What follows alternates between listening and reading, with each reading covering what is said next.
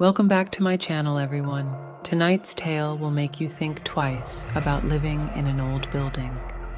This is the story of Sarah, a young woman who experienced a horrifying, ghostly encounter right where she lived. So turn off the lights and prepare yourself for the ghost of floor 13. It all started on a rainy Wednesday night.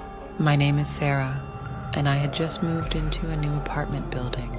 The place was old, but it had character, and the rent was affordable. My apartment was on the 12th floor, and the building only had 13 floors.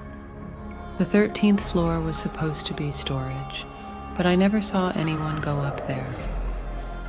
The night was quiet, and the rain had created a soothing background noise. Around midnight, I decided to unpack some boxes. I glanced at the clock. It was 1:13 a.m. Something about the number 13 always gave me the creeps, but I brushed it off and continued working. As I arranged my books on the shelf, I heard a faint, rhythmic tapping. I paused, listening closely. Tap, tap, tap.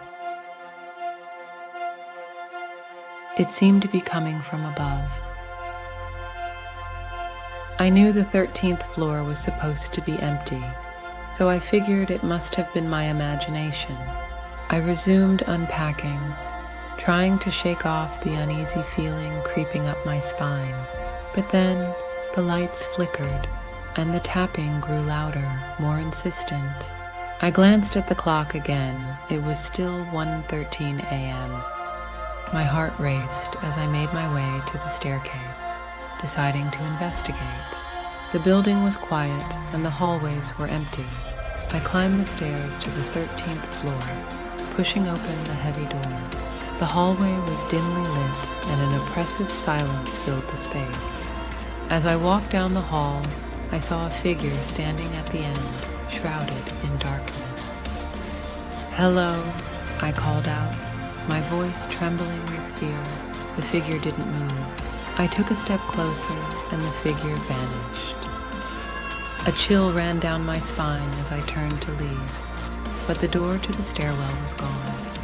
Panic set in, and I ran back down the hallway, only to find the figure standing behind me.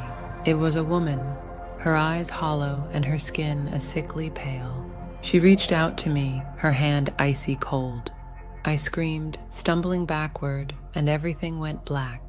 I woke up in my apartment, disoriented and terrified. The rain had stopped, and the first light of dawn was breaking. Shaken, I called in sick to work. I couldn't explain what had happened, but I knew I couldn't stay in the apartment.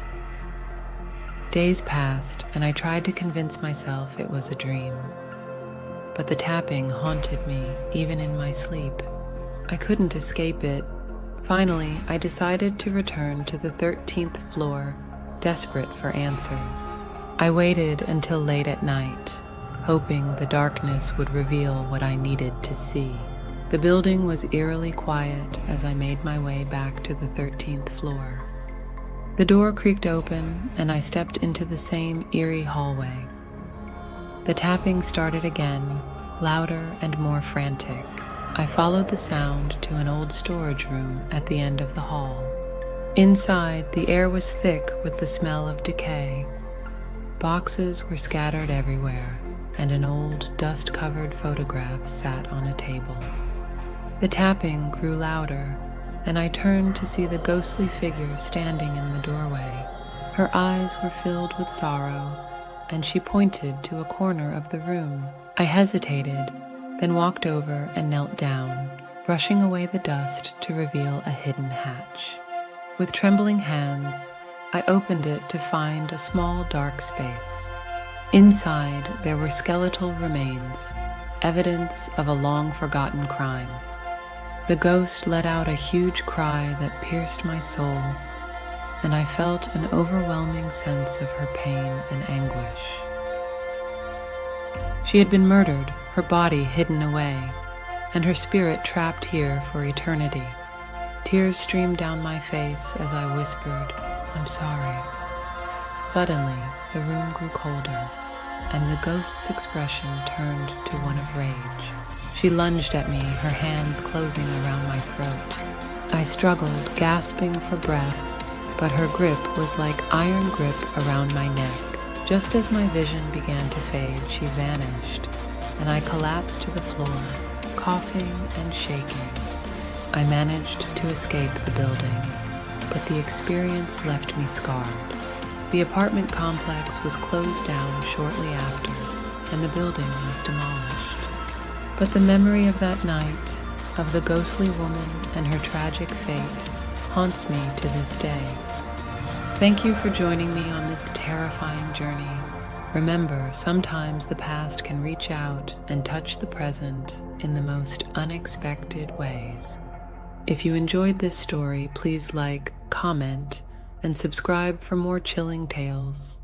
And as always, stay safe out there, because you never know what might be lurking in the shadows. Until next time, good night and sweet nightmares.